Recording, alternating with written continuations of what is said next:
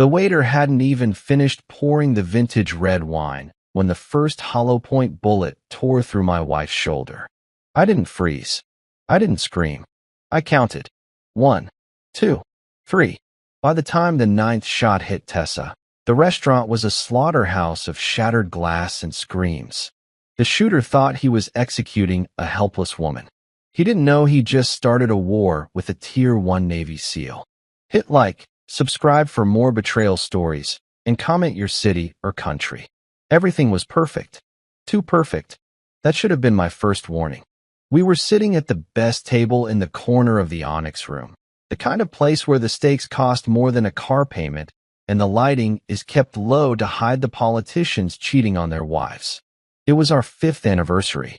5 years since Tessa looked at a broken man fresh out of deployment and decided I was worth fixing. She looked stunning tonight. She wore this emerald green dress that hugged her frame, leaving her shoulders bare. Her hair was pulled back, showing off the diamond earrings I had saved up for 6 months to buy. But it was her eyes that held me. They were wide, sparkling, but there was something else in them tonight. A little flicker of nerves. I ignored it. I just wanted tonight to be about us. About peace. Hunter, she whispered, reaching across the white tablecloth to touch my hand. Her fingers were cold. I have to tell you something later. Something important. We have all night, Tess, I said, my voice low. I squeezed her hand. Relax. You're safe. I lied. The hair on the back of my neck stood up a split second before the front door swung open. It's a habit you never lose, not after 12 years in the teams. You scan every room. You check every exit. You assess every threat. And the threat just walked in. Victor. Everyone in the city knew his face, but nobody dared to say his name above a whisper. He was the king of the chaotic underworld here. Flashy suits, gold teeth, and eyes dead enough to freeze water. He didn't walk like a guest. He walked like he owned the building. He had 3 guys with him. Big guys. But they weren't moving like street thugs. They moved in a diamond formation. Tight. Disciplined. My combat brain clicked on instantly. Condition read. Hunter. Tessa's voice trembled. She was looking at the door. Her face had gone pale, the blood draining right out of her cheeks. I looked at her, then back at Victor. He wasn't looking for a table. He was looking at us. Get down, I said. It wasn't a request. It was an order. But I was half a second too slow. Victor raised a hand, pointing a finger right at our table. The man to his right didn't hesitate. He pulled a suppressed pistol from his jacket. Phut! The wine glass in front of Tessa exploded. Red wine sprayed across her chest like blood, mixing with the real blood that bloomed on her shoulder a microsecond later. Tessa! I roared, flipping the heavy oak table on its side to create cover. Phut! Phut! Phut! The sound was sickeningly quiet. Suppressors. Professional grade. These weren't gangbangers spraying and praying. These were precision shots. The bullets chewed through the wood of the table and the plush velvet of the booth. I grabbed Tessa by the waist, dragging her down to the floor behind the overturned table. But she was dead weight. Hunter. She gasped, a wet, gurgling sound coming from her chest. I looked down, and my world stopped. 9 holes. I counted them instantly. 3 in the chest, 2 in the stomach, 1 in the shoulder, 3 in the legs. They had shredded her. It was excessive. It was hateful. It was a message. Stay with me, Tess. I pressed my hands against the worst wound on her chest, trying to be the medic I was trained to be. But there was too much blood. It was pumping out between my fingers, hot and sticky, soaking into the expensive carpet. The shooting stopped. Silence fell over the restaurant, heavy and suffocating. Then, the screams started. Civilians scrambling, hiding under tables, crying for help. I risked a peek over the edge of the table. Victor was standing there, near the entrance, just watching. He smiled. A cold, flat smile that didn't reach his eyes.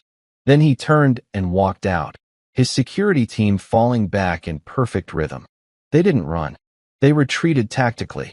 My brain was screaming at me to chase them, to run them down, to snap their necks one by one.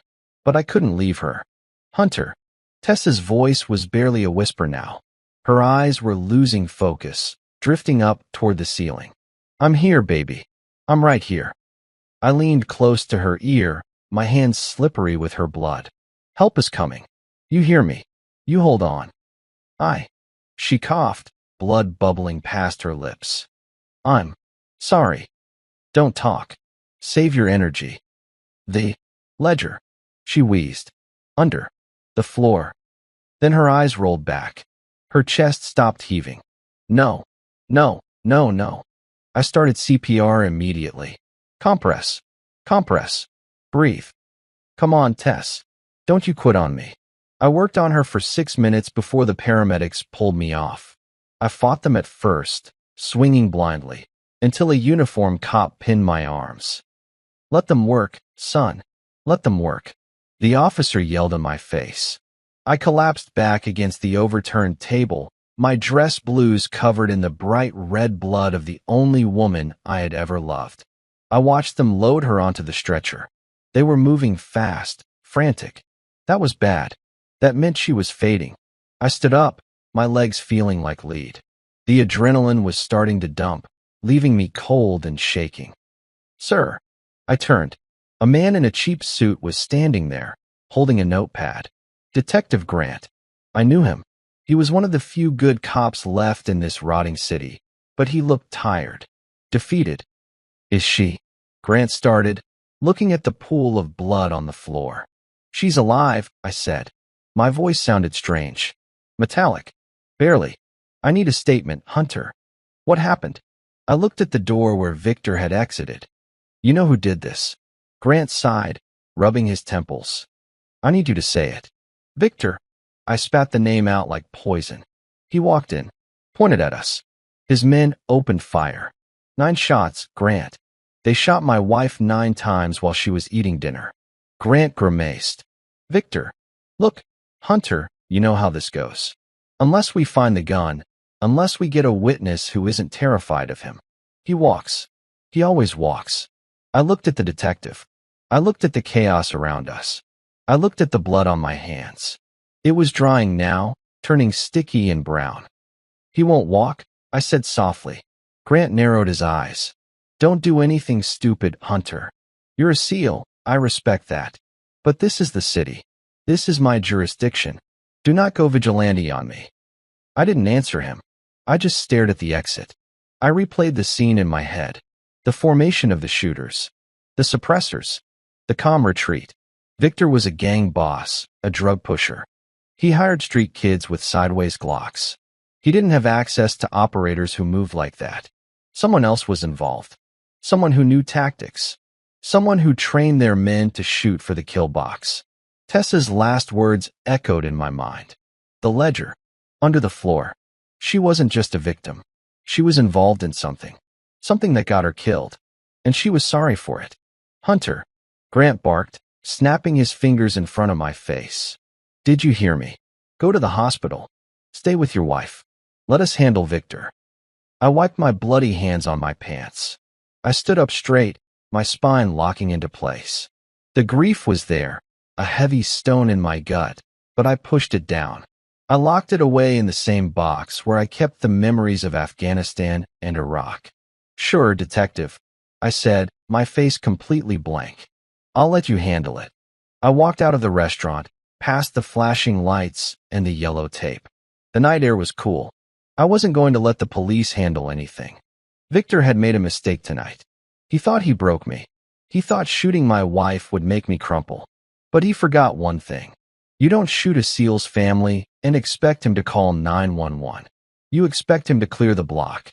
The waiting room smelled like antiseptic and stale coffee. It was a smell I knew well. I'd smelled it in field hospitals in Kandahar, in VA clinics back home. It was the smell of bad news. I sat in a plastic chair that dug into my back, staring at a spot on the linoleum floor. The blood on my shirt had dried stiff. People walked by, nurses, other families, and gave me wide berths. I must have looked like a nightmare. A man in a blood-soaked tuxedo, staring 1,000 yards through the wall. 3 hours. She had been in surgery for 3 hours.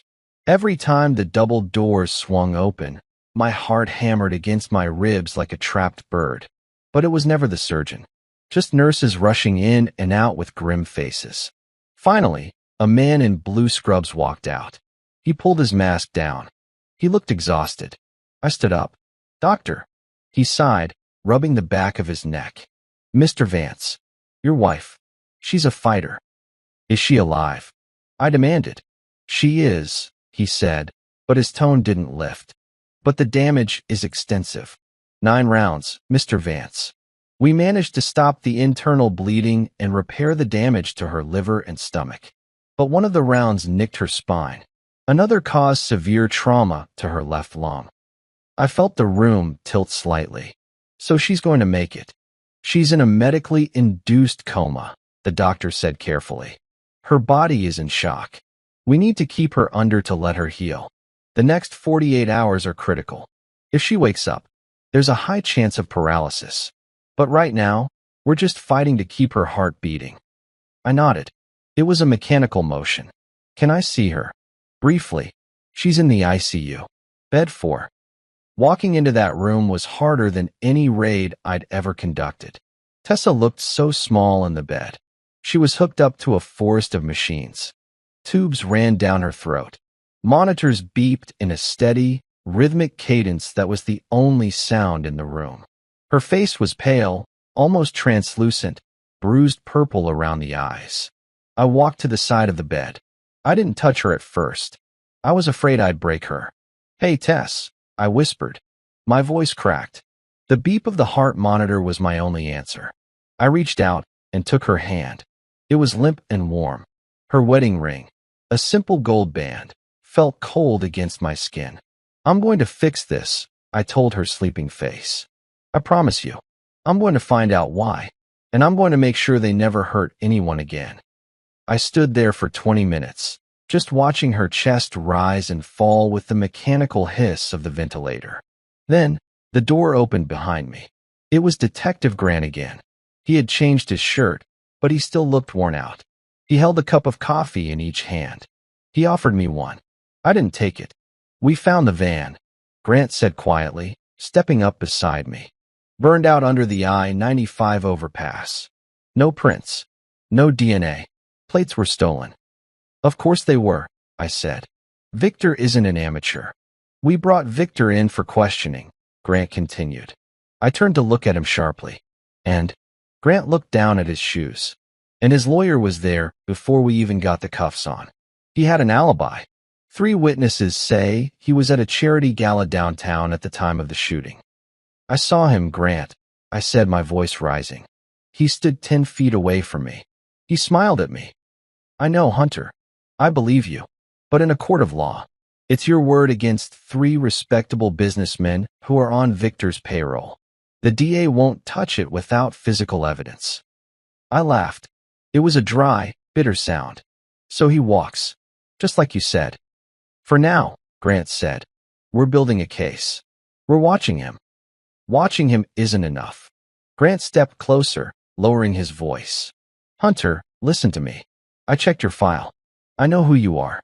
I know what you did in Somalia. I know what you did in Yemen. You are a dangerous man. But this isn't a war zone. This is a city. If you go after him, you go to prison. And Tessa, she needs you here, not in a cell." I looked back at my wife. The machine hissed. "In, out, in, out." "She needs justice," I said. "She needs her husband," Grant countered. "Go home, Hunter. Get some sleep. Wash the blood off. Let us do our job." I didn't argue. I didn't scream. I just nodded. "You're right, detective," I lied. "I'm tired." I left the hospital 20 minutes later. But I didn't go to sleep. The drive home was a blur. The city lights streaked past my window like tracer fire. Every shadow looked like a gunman. Every car behind me looked like a tail. When I walked into our house, the silence hit me like a physical blow. It was usually warm, smelling like Tessa's vanilla candles. Now it felt cold, empty. I walked into the kitchen. There was a half-finished glass of water on the counter, Tessa's. Her shoes were by the door. Her book was open on the coffee table. It was a ghost house. I went to the sink and scrubbed my hands. I scrubbed until the skin was raw and red, but I could still feel the phantom slickness of her blood. Then, I remembered her words. The ledger. Under the floor. She said she was sorry. I walked into the master bedroom. I went to the closet. I pushed aside her hanging dresses, the soft fabrics brushing against my face, smelling like her perfume, and knelt down. We had a loose floorboard in the back corner. It was an old house. I'd meant to fix it for years. Tessa used to joke that it was her secret hiding spot for candy. I pried the board up with my fingertips. There was a small, black notebook resting in the dust, and next to it, a stack of cash. I pulled them out. The cash was banded. $10,000. I opened the notebook. It wasn't a diary. It was a list of dates and amounts. January 12th, $5,000 February 14th, $5,000 March 20th, $10,000 she had been paying someone. For months. I flipped to the back of the book. Tucked into the rear pocket was a folded piece of paper. I unfolded it. It was a printout of an email. Subject: the truth about Evan. My breath hitched. Evan, my little brother. He died 3 years ago in a training accident. Or that's what the Navy told us. A faulty parachute during a night jump. Closed casket. I read the email. It was short. Pay up, Tessa, or Hunter finds out that Evan didn't fall. He was pushed. My hands started to shake. Not from fear. From a rage so pure, so white-hot, that my vision blurred. Tessa knew. She knew something about Evan's death, and someone was blackmailing her to keep it quiet. To protect me. To protect herself. Victor. It had to be Victor. He was squeezing her. And when she stopped paying, or when she threatened to tell me, he ended it. I closed the notebook and shoved it into my pocket. I walked to the heavy steel door in the basement. My sanctuary. My man cave, Tessa called it. I punched in the code, 1-9-8-4. The door hissed open. Inside, the walls were lined with pegboards. Rifles. Pistols. Plate carriers. Night vision goggles. The tools of my trade. The tools I swore I'd never use on American soil. But the rules had changed tonight. I took off my blood-stained tuxedo jacket and threw it in the trash. I unbuttoned my shirt. I wasn't a husband anymore. Not tonight. I walked over to the rack and pulled down my 416 Hong Kong dollars rifle. I checked the bolt. It slid home with a satisfying metallic clack. Grant said Victor was untouchable. He said there was no evidence. That was fine. I didn't need evidence to get a conviction. I needed intel. I picked up a burner phone from my drawer and dialed a number I hadn't used in 2 years. Yeah, a groggy voice answered. It's Hunter, I said. Silence on the other end. Then, a sharp intake of breath. Hunter. Jesus, man. I heard about Tessa on the police scanner. I'm so sorry. Save it, Sparks, I said. Sparks was an ex-Army commando who now ran a darker kind of business, information brokerage. I need a location. Hunter, don't do this. I need to know where Victor's street dealers hang out. The low-level guys. The ones who talk. If you go down this road, there's no coming back, Sparks warned. I'm already gone, I said. Give me a name. Sparks sighed. There's a kid. Kyle. Runs the corner of 5th and Main. He's Victor's nephew. He's loud. He's stupid. And he knows where the bodies are buried. Thanks. Hunter. Yeah. Make it quick. I hung up. I looked at my reflection in the gun cabinet glass. The man staring back wasn't the guy who ate dinner at the Onyx Room. His eyes were hard. Empty. I grabbed my combat knife and sheathed it on my belt. I grabbed a pair of black leather gloves. It was time to go to work. The city at 2 a.m. was a different animal. It breathed smoke and exhaled sirens. Most people were asleep, safe in their beds, oblivious to the monsters roaming the streets. I wasn't one of them. I drove my truck, an old, blacked-out Ford F-150, slowly down 5th Street. The streetlights flickered, casting long, twitching shadows on the cracked pavement. This was Victor's territory. You could feel it. The graffiti tagged on every shuttered storefront wasn't art. It was a territory marker. A warning. Vikings. I parked 2 blocks away, under the skeleton of an unfinished construction project. I killed the engine. The silence inside the cab was deafening, amplified by the rhythmic thumping of my own heart. Not fear. Focus. I checked my gear one last time. No firearms. Not for this.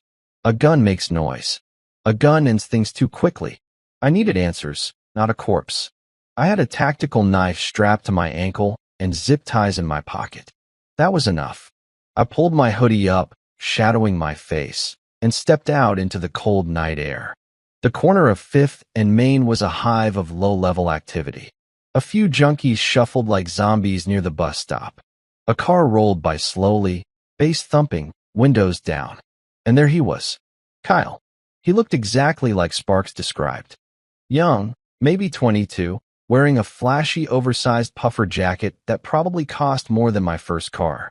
He was leaning against a brick wall, laughing with 2 other guys, smoking something that smelled sweet and pungent. He had the arrogance of someone who had never been punched in the face for real. I moved through the alleyway parallel to them. I was a ghost. My boots made no sound on the wet concrete. I watched them for 10 minutes, learning their pattern. They were sloppy. No perimeter check. No situational awareness. They were just kids playing gangster. The 2 other guys finally drifted off toward a bodega down the block, leaving Kyle alone to count a roll of cash. Now, I moved. I didn't run. I closed the distance with long, silent strides. I was on him before he even looked up. Yo, what the? I didn't let him finish. I slammed him against the brick wall, my forearm crushing his windpipe just enough to cut off his scream. His eyes went wide, panic flooding in instantly. He dropped the cash. Quiet. I whispered, my face inches from his. Not if you understand. He nodded frantically, gasping for air. I eased the pressure slightly, just enough for him to breathe, but not enough to run. You're Kyle. Victor's nephew. I don't know no Victor, man. Get off me. He tried to shove me. Bad move. I grabbed his wrist, twisting it behind his back until I felt the joint pop. He whimpered, his knees buckling. Don't lie to me, Kyle. I don't have time for it. I spun him around and marched him deeper into the alley, into the shadows where the streetlights couldn't reach. I kicked his legs out from under him, and he hit the wet ground hard. Before he could scramble up, I was kneeling on his chest, my knife tip resting gently against his throat. Whoa. Take the money. Take it all, man. Tears were streaming down his face now. I don't want your money, I said, my voice flat. I want to know about the hid at the Onyx Room. Kyle froze. The air left his lungs. I don't know what you're talking about. My wife is in a coma, Kyle. 9 shots. Victor was there. I pressed the knife a millimeter harder. A single bead of blood appeared on his skin. Tell me where he is. He'll kill me. Kyle sobbed. If I talk, he'll skin me alive. He might, I said coldly. But I'm here right now. And I promise you, what I'll do is worse. I saw the resolve break in his eyes. He wasn't a soldier. He was a courier. He's at the warehouse. The old textile mill on the river. Kyle blurted out. But you can't get in. It's a fortress, man. He's got guys everywhere. Who else was at the restaurant? I asked. The shooters. They weren't your guys. Who were they? Kyle shook his head violently. I don't know. I swear. Uncle Vic, he brought in outside contractors. Some heavy hitters. He said they were cleaners. Cleaners for who? I don't know. Some partner. Vic's been stressed, man. He's been moving big money for someone. Someone scary. Not street scary. Like. Government scary. Government scary. My stomach twisted. The ledger. The photo of my brother. The military-grade suppression fire. The pieces were starting to form a picture, and it was ugly. Where's the ledger kept? I asked. What ledger? I leaned in close. Don't play dumb. The book. The payments. The office, he screamed. In the mill. 2nd floor. He keeps everything in the safe. Please, man, just let me go. I stood up, sheathing the knife. Kyle scrambled backward, crab walking through the muck, terrified I was going to change my mind. Run, I said. And if you tell Victor the first was here, I'll find you again." He didn't need to be told twice. He scrambled to his feet and sprinted down the alley, leaving his cash scattered in the mud. I stood there for a moment, breathing in the cold air. The textile mill. I knew the place. It was a sprawling industrial complex on the edge of the river district. Abandoned in the 90s. Perfect for moving product. Perfect for hiding secrets. I went back to my truck. I didn't go straight to the mill. That would be suicide. Carl said it was a fortress. I believed him. I needed eyes on the target first. I drove to a bluff overlooking the river, about a mile from the mill. I parked and pulled out my spotting scope from the back seat. The mill was dark, but through the high-powered lens, I could see the heat signatures. Guards on the roof. 2 at the main gate. Roving patrols with dogs. Carl wasn't lying. This wasn't a gang hideout. This was a forward operating base. I adjusted the focus. On the second floor, a light was burning in a corner office. I could see a silhouette pacing back and forth. Victor. He looked agitated. He was on the phone, waving his arms. I wished I could hear what he was saying. Was he reporting in to his government scary partner? Was he bragging about the hit? My phone buzzed in my pocket. I ignored it. It buzzed again. And again. I looked at the screen. Detective Grant. I debated answering. If I ignored him, he'd send a patrol car to my house. Yeah. I answered. "Hunter, where are you?" Grant sounded urgent. "Home," I lied. "Trying to sleep." "Don't give me that," Grant snapped. "We got a call. An assault on 5th and Main.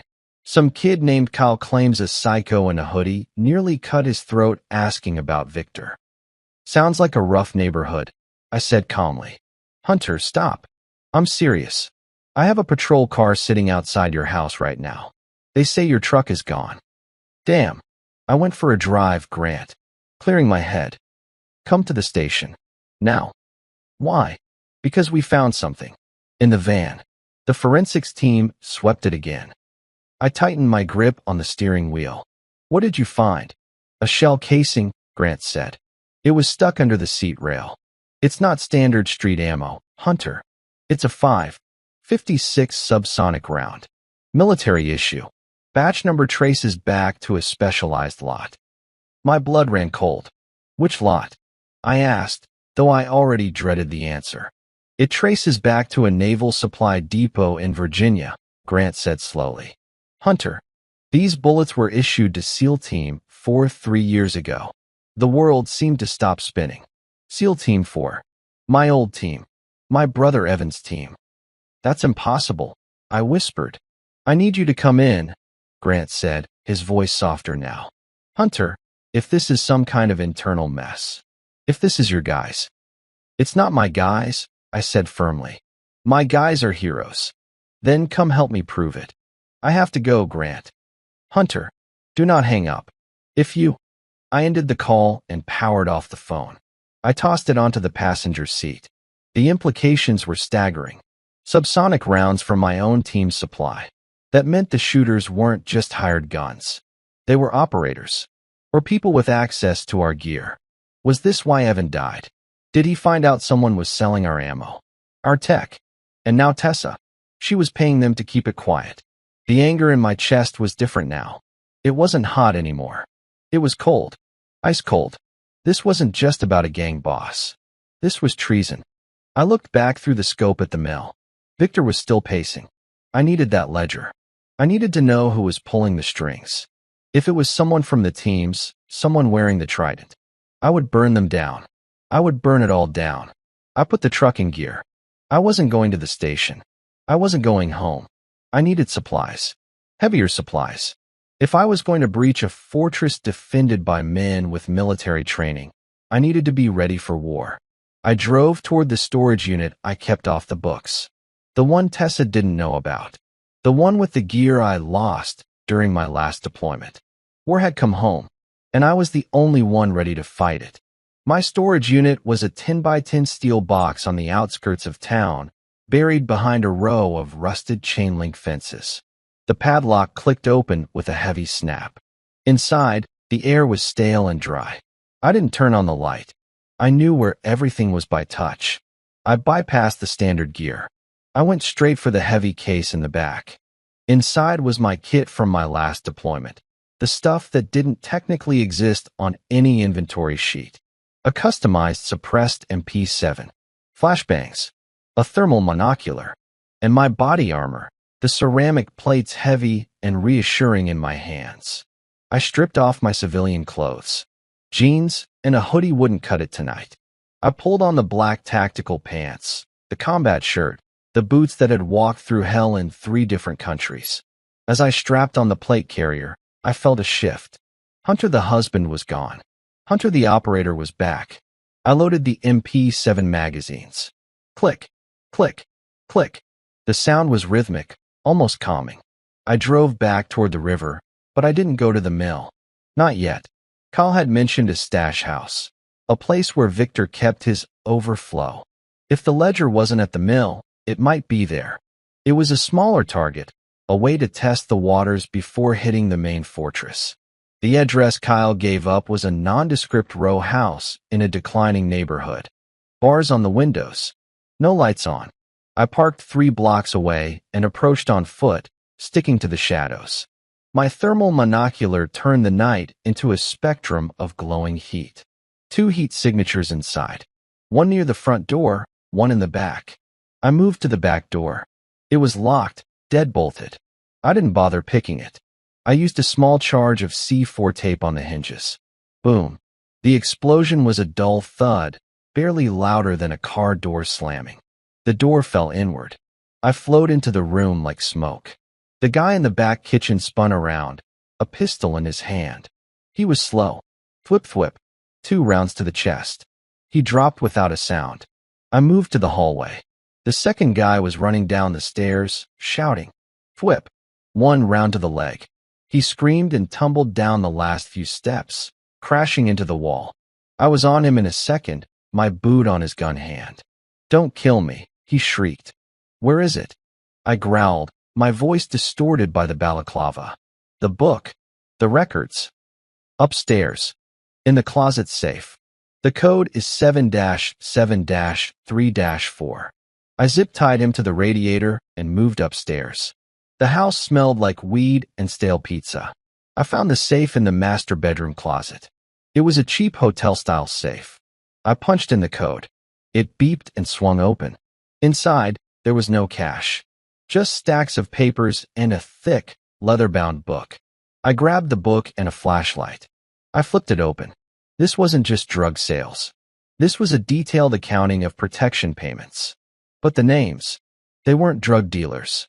They were businesses, restaurants, laundromats, and Tessa Vance. I stared at her name, written in neat handwriting.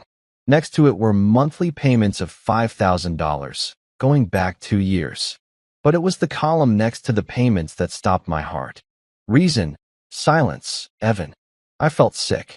I sat down on the edge of the bed, the MP7 resting on my lap. I flipped to the back of the book, looking for more. Tucked into the rear flap was a photo. An old, grainy photo. It showed a group of men in desert camo, standing in front of a Humvee. I recognized them instantly. It was my old platoon. Me, Evan, and Dominic.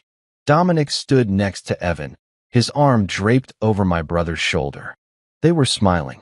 But there was something wrong with the photo. Someone had circled Dominic's hand in red marker. I looked closer. In Dominic's hand, half hidden behind Evan's back, was a small, silver object. A flash drive. I turned the photo over. On the back, in Tessa's handwriting, Dominic sold the intel. Evan saw him. Dominic killed him to cover it up. He's making me pay to keep you safe. The air left the room. It wasn't Victor. Victor was just the bagman. It was Dominic. Dominic, my best friend. The man who stood at my wedding as my best man. The man who held me while I cried at Evan's funeral. The man who now ran a multi-million-dollar private defense firm, securing freedom across the globe. He killed my brother. He murdered Evan to cover up selling classified intel. And when Tessa found out, he blackmailed her. He threatened to kill me if she talked. She was paying him to keep me alive. And when she ran out of money, or when she threatened to go to the police. He sent a hit squad to the Onyx room. A roar built up in my throat, primal and raw. I wanted to scream. I wanted to burn the world down. My best friend. My brother. My wife. He took them all. I stood up. The grief was gone. In its place was a cold, terrifying clarity. I pocketed the ledger and the photo. I walked downstairs, past the zip-tied guard who was sobbing quietly. "You tell Victor," I said, my voice low and dangerous. "Tell him I know. Tell him the seal is broken." I walked out into the night. I wasn't going to the mill anymore. Victor didn't matter. He was a pawn. I was going to hunt the king. I got back in my truck and drove. I needed to regroup. I needed to think. Dominic wasn't a street thug. He had resources. He had a private army. He had political connections. If I went after him, I was going after a pillar of the community. I would be branded a terrorist, a rogue operator. I didn't care. I pulled into a rest stop and looked at the photo again under the dome light. Dominic's smile looked sinister now, the shark-like grin of a predator. My phone buzzed again. It was a text this time.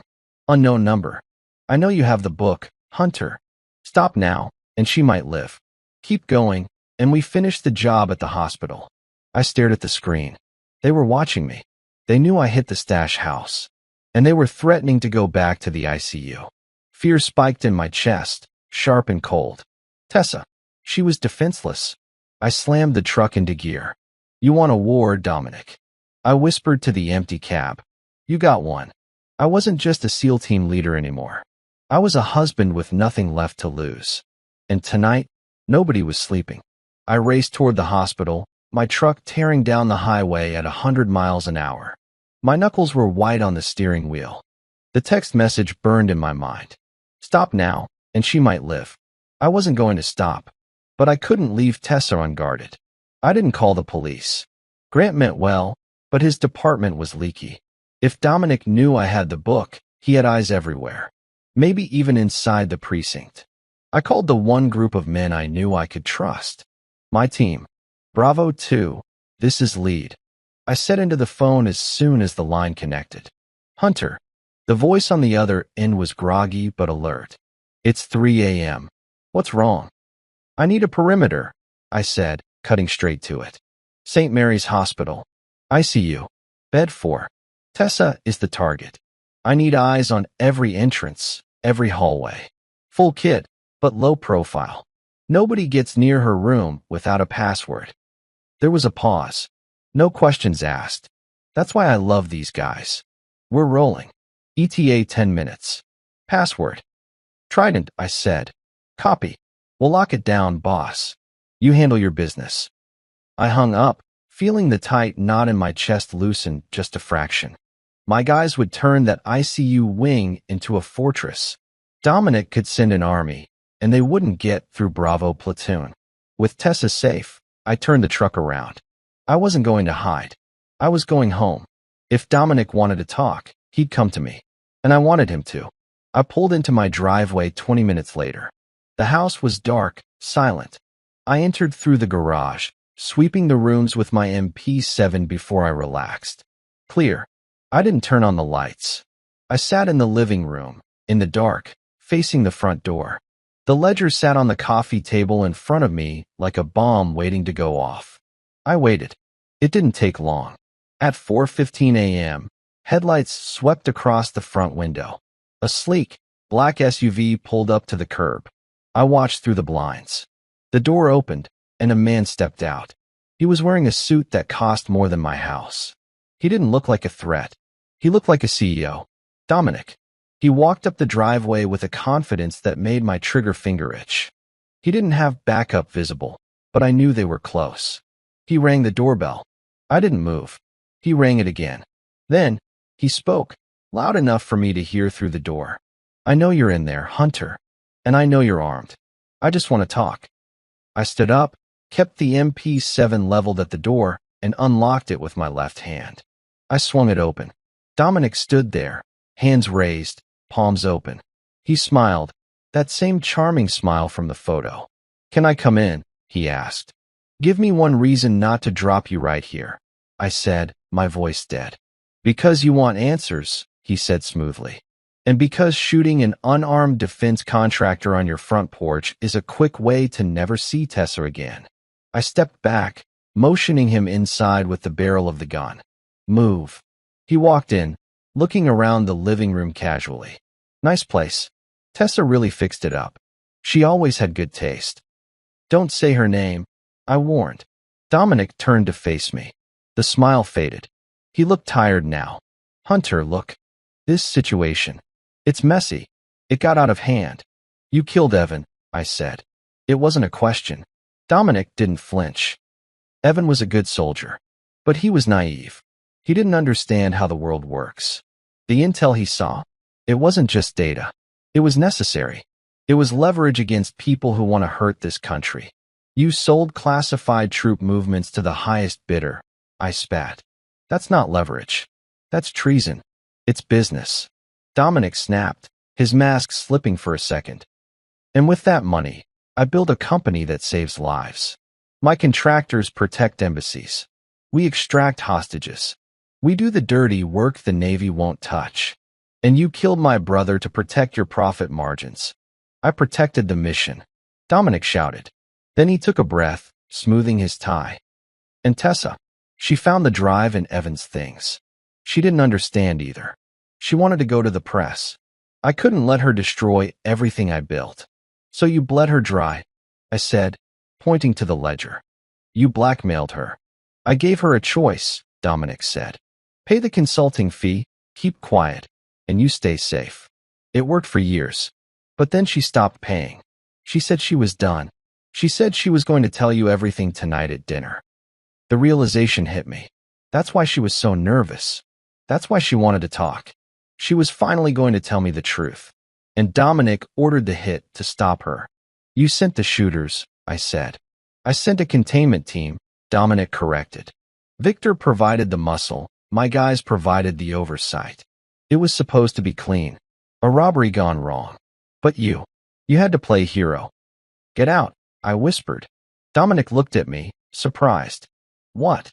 Get out of my house. Before I kill you. Dominic laughed, a short, sharp bark.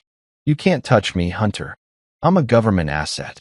I have clearance levels you don't even know exist. If you kill me, you go down for murder. The ledger. It's just a book. My lawyers will shred it in court. He stepped closer, his eyes cold. Here's the deal. You give me the book. You forget this ever happened. I pay for Tessa's medical bills. I set you up with a nice consulting gig. We bury the hatchet. And if I don't, then I bury you, Dominic said. I'll bury you, your team, and what's left of your wife. You're one man, Hunter. I'm an industry. I looked at him. Really looked at him. I saw the arrogance. The rot. You're right, I said softly. I can't beat you in court. Dominic smirked. Smart man. But this isn't court, I said. I raised the MP7. Dominic's eyes went wide. Hunter, wait, thwip. I put a single round into the floor, an inch from his expensive Italian leather shoe. He jumped back, stumbling. That was a warning, I said. You have an army. Good. You're gonna need it. Because I'm coming for you. And I'm not bringing a lawyer. Dominic stared at me, pale and shaking. He realized then that he had miscalculated. He thought he was negotiating with a man who had something to lose. He didn't realize I had already lost everything that mattered. You're a dead man walking, Vance, he hissed, backing toward the door. Run, I said. He turned and fled. I heard his SUV peel out of the driveway a moment later. I locked the door. I walked back to the table and picked up the ledger. I wasn't going to give it to the police. Dominic was right. He owned them. I went downstairs to the basement. I started pulling everything off the racks. Flashbangs. Smoke grenades. Breaching charges. Extra mags. I laid it all out on the workbench. It looked like enough firepower to invade a small country. Dominic thought he was safe in his high-rise fortress. He thought his money and his connections made him invincible. He forgot the first rule of warfare. Never corner a man who knows how to clear a room. I started loading magazines. My hands were steady. My mind was clear. Tonight, the city would burn. And in the ashes, I would find justice for Evan. For Tessa. The city skyline was a jagged row of teeth against the night sky. In the center of it stood the spire, Dominic's headquarters. Aegis Defense Solutions. 30 stories of glass and steel, towering over the streets like a monument to corruption. That was the target. But you don't just walk into a building like that. It had thermal sensors, armed guards in the lobby, and a private security force that rivaled most police departments. Dominic would be waiting for me on the top floor, surrounded by his best men. He expected a frontal assault. He expected me to come kicking down the front doors like an action movie hero. He was wrong.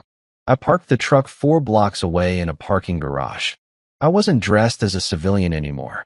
I wore full tactical black, plate carrier, drop-leg holster, combat helmet with night vision mounted. I checked my suppressor. Tight. I walked to the nearest manhole cover in the alleyway. Dominic's building was built on top of the old city power grid. I knew this because I studied the city schematics for 2 hours before leaving the house. The tunnels ran directly under his foundation. I pried the cover open and dropped into the darkness. The smell of sewage and damp earth hit me, but I ignored it. I flipped down my night vision goggles. The world turned green and sharp. I moved fast through the tunnels, counting my steps. 300 meters. Left turn. 200 meters. I reached the maintenance junction that sat directly beneath the Aegis Tower. There was a heavy steel door marked Authorized Personnel Only. I placed a small strip of C4 on the lock. I covered it with a heavy rubber mat to muffle the sound. Thud. The door popped open. I was in the basement levels of the tower. This was the mechanical heart of the building. Generators, HVAC systems, massive bundles of fiber optic cables. I didn't head for the stairs yet. I went to the main breaker panel. Dominic wanted to feel safe. He wanted to hide behind his technology. I pulled the main lever. Clunk. The hum of the building died instantly. The lights overhead flickered and went black. 30 stories of power, cut in a second. A moment later, the emergency red lights kicked in, bathing the basement in a bloody glow. But the elevators were dead. The cameras were blind. The electronic locks were rebooting. I moved to the stairwell. I heard shouting from above. What's going on? Get the generators online. We have a breach. The door to the stairwell burst open, and 2 guards rushed in, flashlights sweeping the dark. They were wearing Aegis uniforms, body armor, helmets, assault rifles. These weren't rent-a-cops. These were mercenaries. They didn't see me in the shadows. I stepped out. Fwhip. Fwhip. 2 shots. 2 bodies hit the floor. I didn't stop. I stepped over them and started climbing. 30 floors. It was a long climb. But I had done worse. I climbed with a steady, relentless rhythm. My breathing was controlled. My mind was empty of everything except the mission. By the time I reached the 10th floor, the building was in chaos. I could hear them on the radio frequencies I had tapped into. Target is in the building. He cut the power. We have casualties in the basement. Hold the lobby. Lock down the elevators. They were panicking.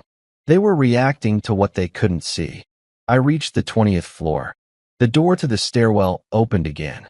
A squad of 4 men came out, moving in a stack formation.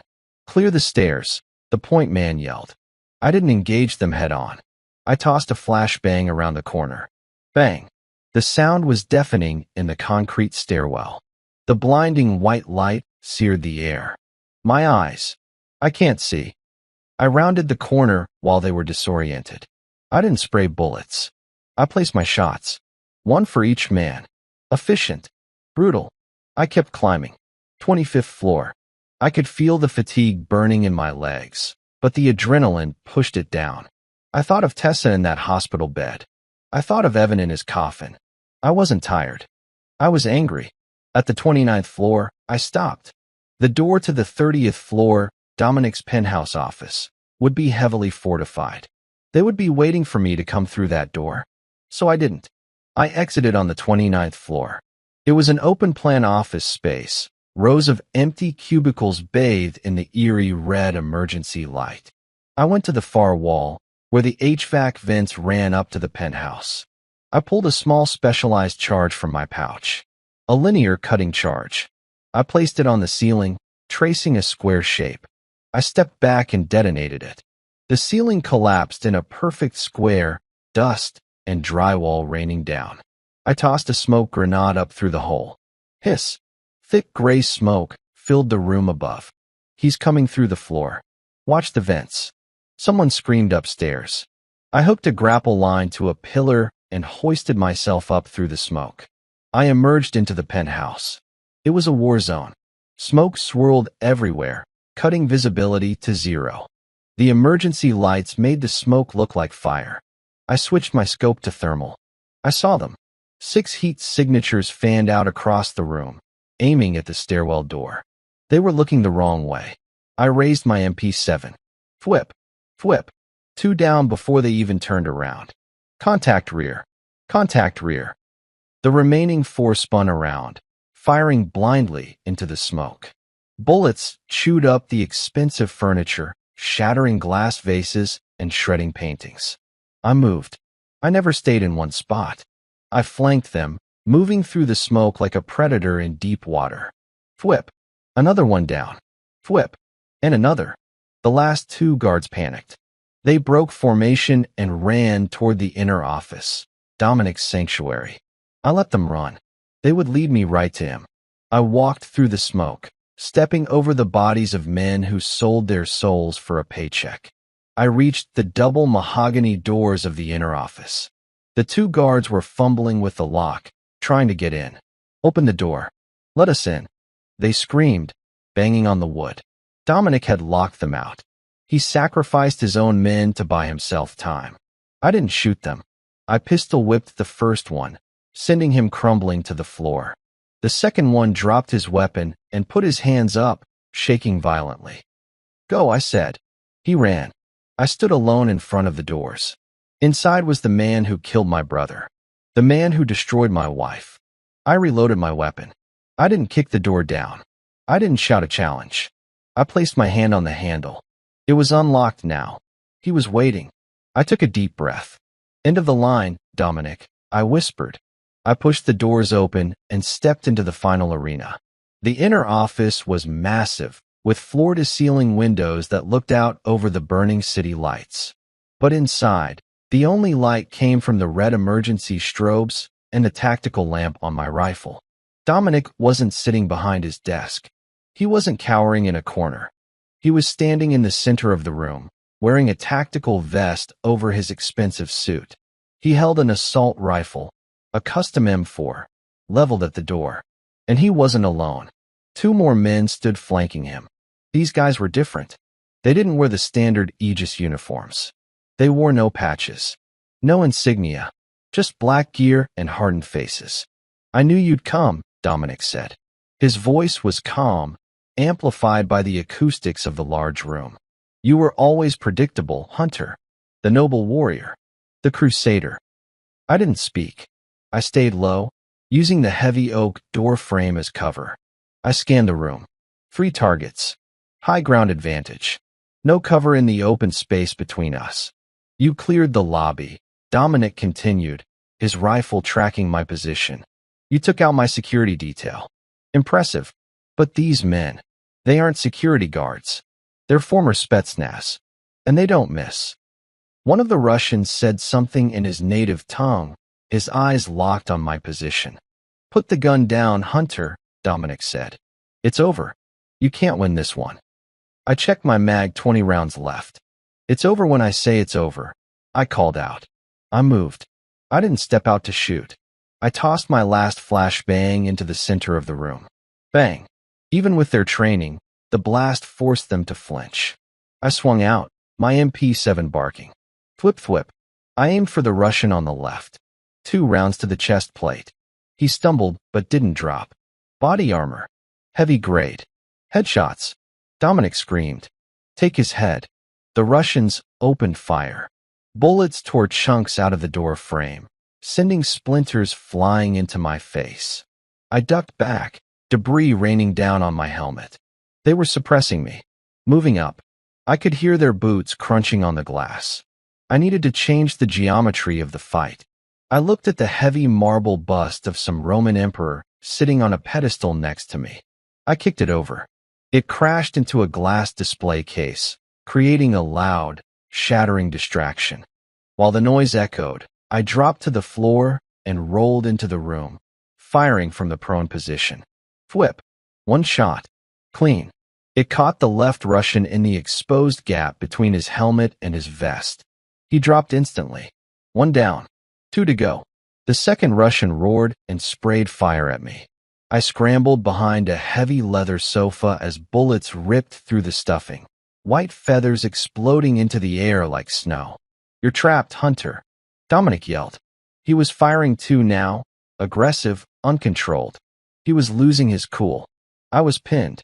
The Russian was moving to my right to flank me. Dominic was holding the center. I pulled my combat knife. I waited until the Russian was close. I could hear his breathing. He rounded the end of the sofa, weapon raised. I didn't shoot. I lunged up, grabbing the barrel of his rifle with my left hand and shoving it toward the ceiling. With my right hand, I drove the knife into the soft armor under his armpit. He gasped, his eyes going wide with shock. I ripped the knife out and shoved him away. He collapsed, clutching his side. Just me and Dominic. Dominic saw his last man fall. He hesitated. That split second of fear was all I needed. I stood up, leveling my weapon at him. But my bolt locked back. Empty. Dominic saw it. A cruel smile twisted his face. He raised his rifle. Click, he mocked. He pulled the trigger. Click. His gun jammed. The cheap, high-capacity magazine he was using had failed him. He stared at the weapon in disbelief. I didn't reload. I didn't draw my sidearm. I dropped my rifle. "No guns," I said, stepping over the coffee table. "Just us." Dominic threw his jammed rifle aside. He pulled a baton from his belt, a collapsible steel rod. He flicked it open with a snap. "Fine," he snarled. "I always was better than you in hand-to-hand, anyway." He swung the baton at my head. Fast. Vicious. I ducked under the swing, feeling the wind of it pass over my helmet. I drove a fist into his gut. It was like hitting a brick wall. His vest absorbed the impact. Dominic brought the baton down on my shoulder. Crack. Pain exploded down my arm. My left arm went numb. He swung again. I blocked it with my forearm, gritting my teeth against the agony. I swept his leg, knocking him off balance. We crashed onto the floor, a tangle of limbs and rage. He punched me in the face. My vision swam. I head-butted him, my helmet smashing into his nose. I heard the cartilage crunch.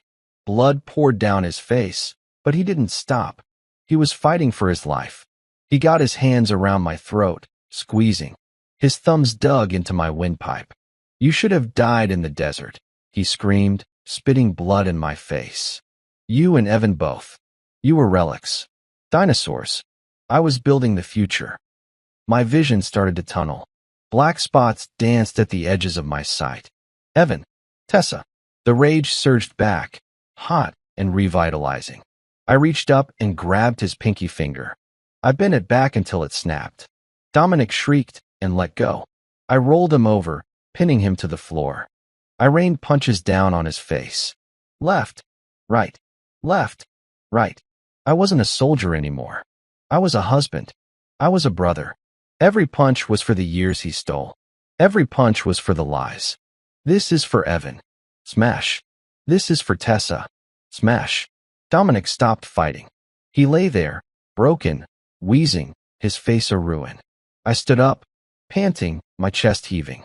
My left arm hung uselessly at my side.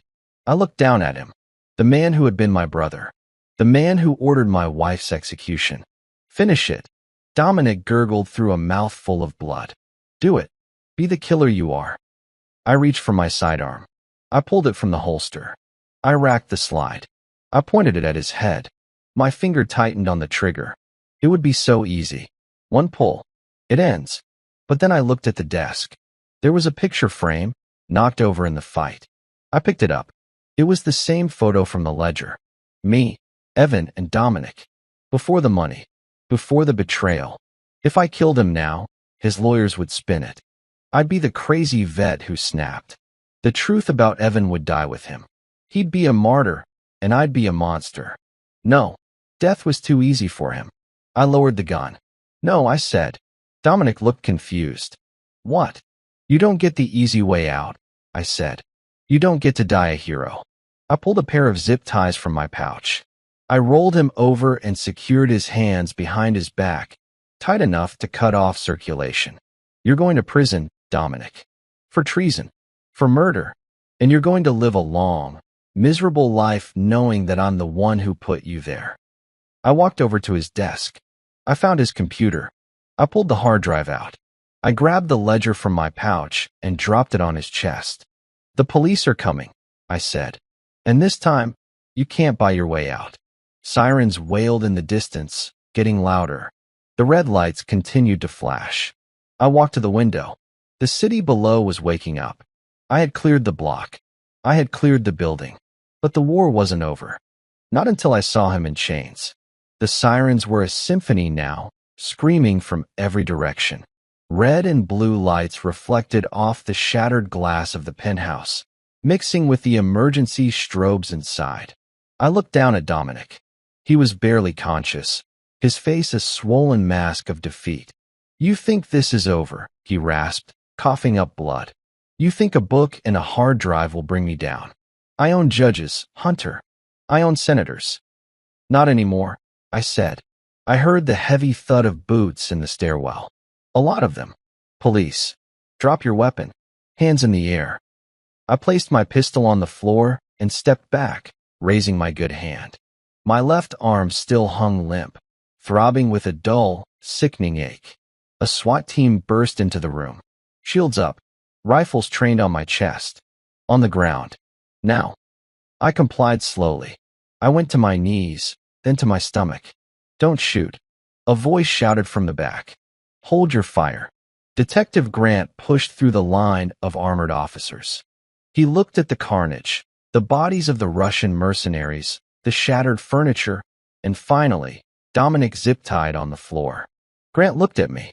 There was no judgment in his eyes, just a weary respect. You really did it, he muttered. You cleared the whole damn building. The evidence is on his chest, I said, my voice hoarse. The ledger, and the hard drive from his computer. It connects him to the hit at the restaurant. It connects him to the sale of classified intel. Grant walked over and picked up the ledger. He flipped through it, his eyes widening. Then he looked at Dominic. Dominic Reynolds, Grant said formally. You are under arrest for conspiracy to commit murder, treason, and racketeering. Get my lawyer. Dominic spat. This man is a terrorist. He broke into my building. He assaulted me. Save it for the jury, Grant said. He nodded to two officers. Get him out of here. They hauled Dominic to his feet. As they dragged him past me, he locked eyes with me one last time. She's going to die. Hunter, he whispered. You saved nothing. I surged forward, but two SWAT officers held me down. Easy, Hunter, Grant said, putting a hand on my shoulder. He's trying to get in your head. It's over. Is it? I asked. Grant signaled to a paramedic team that had just entered. Check him out. He's bleeding. I pushed the paramedic away. I'm fine. Take me to the hospital. Hunter, you have a broken arm. You have shrapnel in your face. I said take me to the hospital. I ward. Now. Grant sighed. All right, let's go. The ride to the hospital was silent. I sat in the back of Grant's unmarked car, staring out the window. The adrenaline was fading, leaving behind a crushing weight of exhaustion. My phone buzzed in my pocket. I pulled it out with my good hand. It was a text from Bravo 2, my team leader at the hospital. Code Blue. Get here fast. My heart stopped. Step on it, I told Grant. Drive fast. Grant hit the siren. We tore through the city streets, weaving through traffic. When we pulled up to the emergency entrance, I didn't wait for the car to stop completely. I jumped out and sprinted toward the doors, ignoring the pain in my arm. I burst into the ICU waiting room. My team was there, 4 massive guys in civilian clothes, looking helpless. Where is she? I demanded. In there, Bravo 2 said, pointing to her room. The doctors are with her. Her stats crashed, boss. They're doing CPR. I ran to the door. A nurse tried to stop me. Sir, you can't go in there. I pushed past her. The scene inside was chaotic. Machines were screaming. A doctor was straddling Tessa, pumping her chest. Charge to 200, someone yelled. Clear. Thump. Tessa's body jerked on the bed. No pulse. Again. Charge to 300. I stood in the doorway, frozen. I watched the woman I loved being jolted by electricity. I watched her lifeless body bounce on the mattress. Come on, Tess, I whispered. Fight. You have to fight. Clear. Thump. The monitor flatlined. A long, high-pitched tone filled the room. The doctor stopped. He looked at the clock on the wall. He looked at the other nurses. They all shook their heads. Time of death, the doctor said softly. 6:42 a.m. No, I said. It came out as a whimper. The doctor turned and saw me. Mr. Vance, I'm so sorry. We did everything we could. Her body. The trauma was just too much. I walked to the bed. My legs felt like they weren't mine. She looked peaceful now. The pain was gone from her face. The bruises had faded slightly. She just looked like she was sleeping. I reached out and touched her hand. It was already getting cold. I got him, Tess. I whispered, tears finally spilling over, washing the blood and grime from my face. I got Dominic. He's going away forever. You're safe now. But she wasn't safe. She was gone. I fell to my knees beside the bed, burying my face in the sheets. I screamed, a sound of pure, unadulterated grief that echoed down the sterile hallway. Grant stood in the doorway, hat in his hand. My team stood behind him, heads bowed. I had won the battle. I had taken down the bad guys. I had cleared the block. But I had lost the war. I stayed there for an hour, holding her hand until the nurses gently told me they needed to prepare her. I walked out of the room a hollow shell of a man. Grant was waiting for me. Hunter, he said gently, we need to process you. Get a statement. The DA is going to want everything. You'll get it, I said, my voice dead. But first, I need to make a call. Who? The Navy, I said. I need to bury my wife. 2 days later, the flag folded in perfect triangles sat in my hands. The church was quiet enough to hear the wood creak under boots. The rain outside hit the stained glass windows in small, steady drops, the kind of rain that sinks deep into your bones. Tessa's coffin rested at the front, draped in the American flag, the same colors that wrapped Evan years ago. I stood there in full dress blues, every ribbon, every medal, shining cold under the light. Bravo team sat in the first row, silent, shoulders squared. The chaplain spoke softly about love, about sacrifice. But I couldn't hear him. My mind was somewhere else. In every sound of rain, I heard gunshots. In every word, I saw her blood. When it was my turn, I walked up to the podium. The room blurred, faces I barely recognized, all staring at me like they expected closure, like they thought I still believed in it. I looked down at the folded flag in my hands. They say soldiers die twice, I said quietly. Once on the battlefield, and again when people forget what they stood for. Tessa wasn't a soldier, but she fought like one. She stood between monsters and the people she loved. My voice cracked, but I kept going. She kept secrets to protect me, and it cost her everything. I set the flag on the coffin and stepped back. Words were useless. Justice was the only thing left. As I turned to leave, I caught Grant standing in the back. He approached quietly, waiting for the last mourners to filter out before speaking. I'm sorry, Hunter, he said. He looked older, worn down. You should know, Dominic's arraignment was this morning. We've got him dead to rights on everything. The ledger, the hard drive, the money transfers. He's facing life, maybe even the needle. It won't stick, I said, walking past him toward the doors. It never does with people like him. Grant stepped in my way. This time it will. We have federal agents crawling up that company's files. He's done. I stared at him for a long moment. Done and buried are two different things. He sighed. Hunter, don't do this. You've lost too much already. The world doesn't need another ghost. The world doesn't get to decide who haunts me, I said, and walked out. Outside, the rain had slowed to a cold mist. I walked to my truck, opened the door, and stopped. A single envelope was sitting on the driver's seat. My name was typed on the front. Inside was a cassette tape, old-fashioned, analog. Along with it, a note. Play it alone. Something twisted in my chest. I didn't recognize the handwriting, but I already knew. Dominic. I slid the tape into the old deck and turned the key in the ignition. Static, then his voice. Hey, buddy, Dominic rasped. If you're hearing this, it means your cop friend has me locked up in one of his metal boxes. I hope you're proud of yourself. You think you won. You think I'm sitting in a cell waiting to rot. I gripped the steering wheel until my knuckles turned white. You still don't get it. Aegis Defense isn't mine, Hunter. I was just the face. The real people behind all this. They wear suits. They fund wars you never see. They made me what I am. And they'll keep going long after we're both dead. There was a rustle, a harsh cough.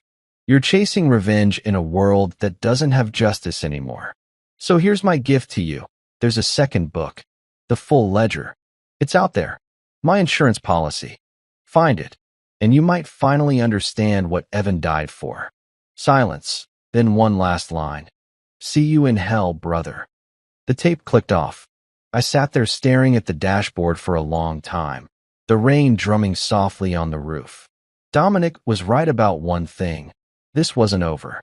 If there was a bigger name behind him, those people needed to be exposed, not killed, not tortured, but dragged into the light for everyone to see. I hit record on my phone, creating a voice memo. My tone was quiet, steady, like a man giving his final orders. This is Hunter Vance, I said, former SEAL team leader. My brother, Petty Officer Evan Vance, was murdered in a government cover-up tied to illegal intel sales. My wife, Tessa Vance, was executed to keep it buried. I have evidence that points higher than Dominic Reynolds. If anything happens to me, this recording goes public. I uploaded it to a secure cloud account. It wasn't fear driving me. It was calculation. The kind of decision you make when you know what comes next might not end well. By nightfall, I was back in my garage. The smell of oil and gunpowder hung in the air. The workbench was covered with disassembled weapons, maps of safe houses, and photos from Dominic's files. I wasn't going underground. Not yet. I was going to the source. Grant's voice echoed in my head. Don't do this. He still believed in process. I used to too. But I'd seen what process did to men like Dominic. It gave them time to breathe, time to plot. I opened the drawer and pulled out Evan's old military ID tag. It was bent and worn from being carried too many years. I ran my thumb over his name. You led me here, little brother, I murmured. I'll finish it. I loaded a sidearm. Not for vengeance this time. For protection.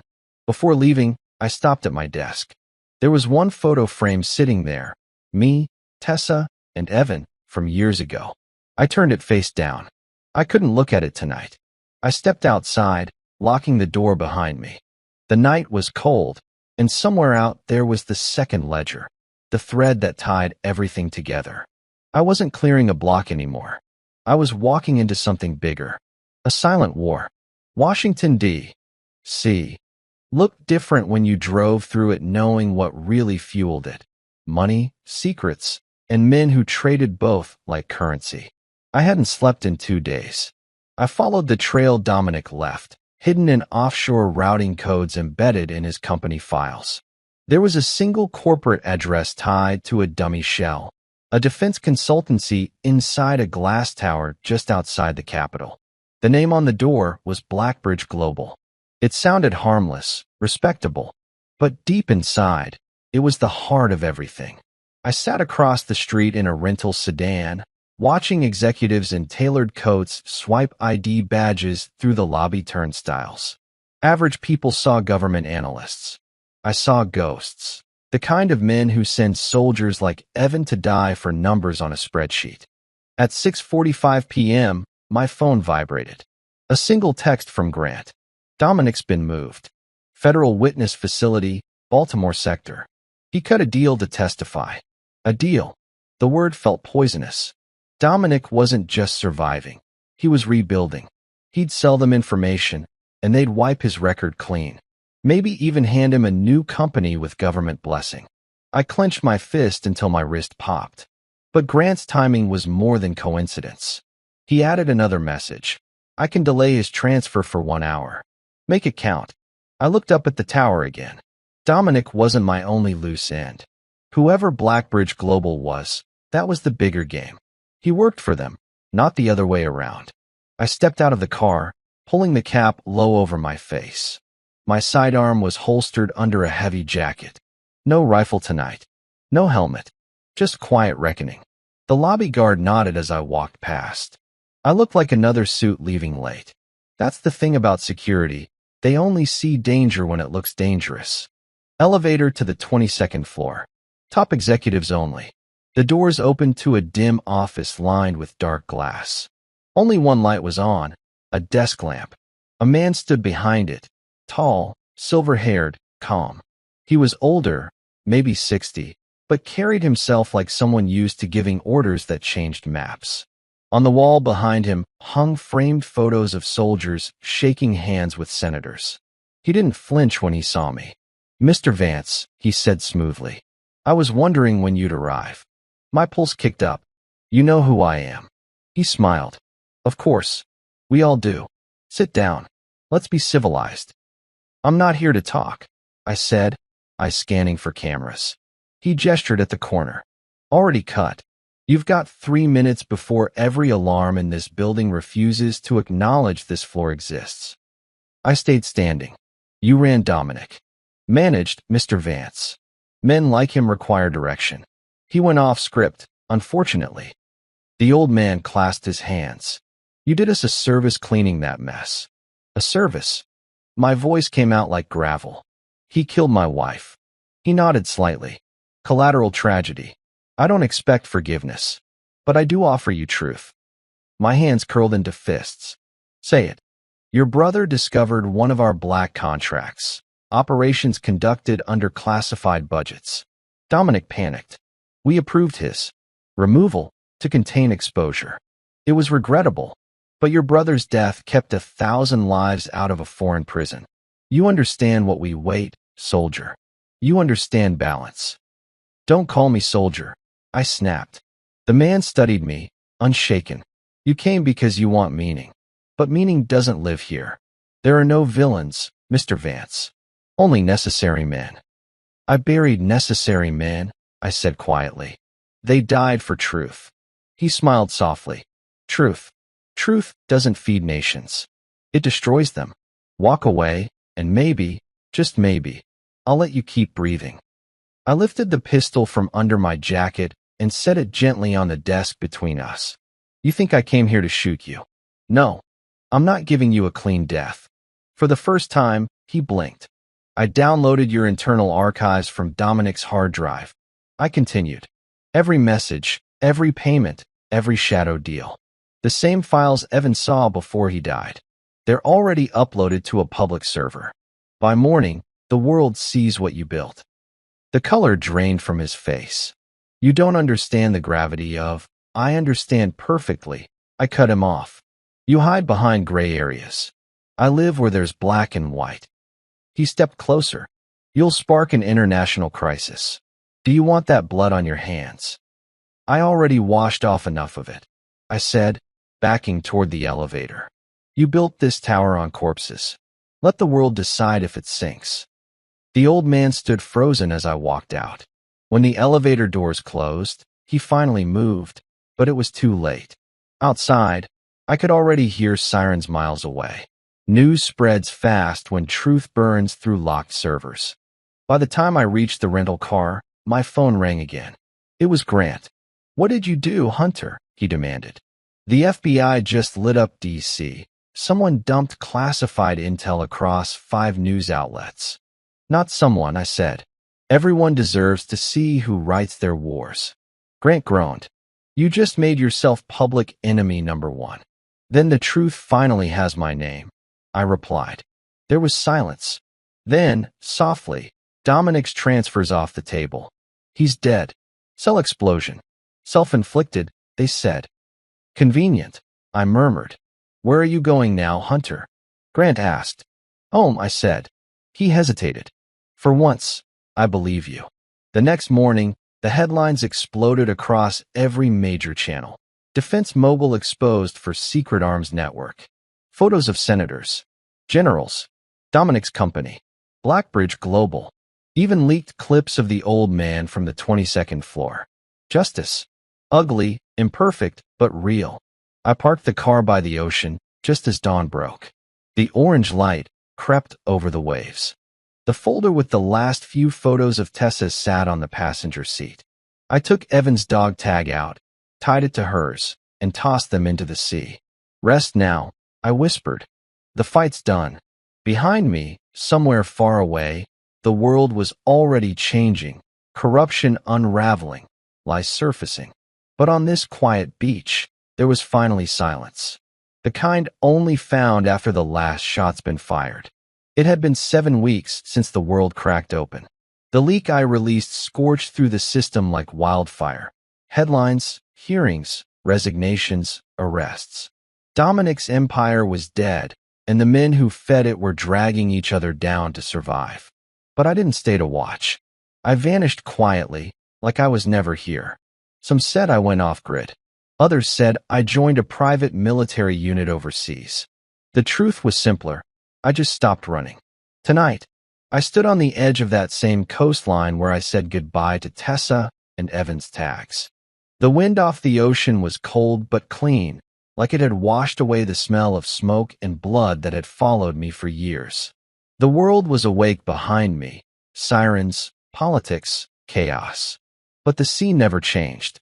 It stayed honest.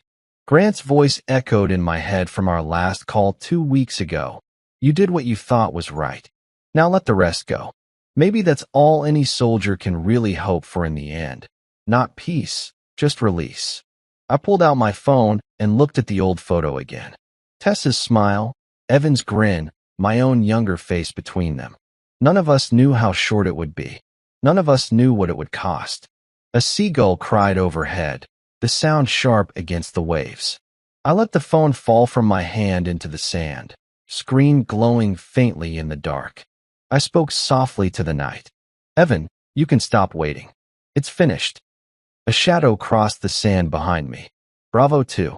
My oldest teammate, now gray around the temples, but still solid as ever. He stopped beside me, hands in his pockets. You sure you're done, boss? He asked. I smiled faintly. Done fighting, maybe. Not done remembering. He nodded once. The world's talking about you, you know. Half say you're a traitor, half call you a hero. I looked out at the waves. They can call me whatever makes them sleep better at night. What now? I took a deep breath. Now, I build something different. Something Tessa would have been proud of. A shelter, maybe. For vets. For families who lost everything to wars they never started. Bravo 2 let out a low chuckle. Didn't think I'd live to see Hunter Vance trading rifles for blueprints. Even soldiers deserve a second mission, I said quietly. This time, one that saves more than it destroys. We stood there for a while, watching the horizon fade from purple to soft gray. The storm had passed. Before walking away, I turned back once more to the ocean and whispered, "Goodbye, my love." The wind seemed to carry it farther this time. And somehow, I felt like maybe they heard me, both of them. If you watched all the way till this moment, tell me one thing. What would you have done in my place? Would you have walked away or burned it all down? Tell me your city or country in the comments. I want to know where all of you brave souls are watching from tonight.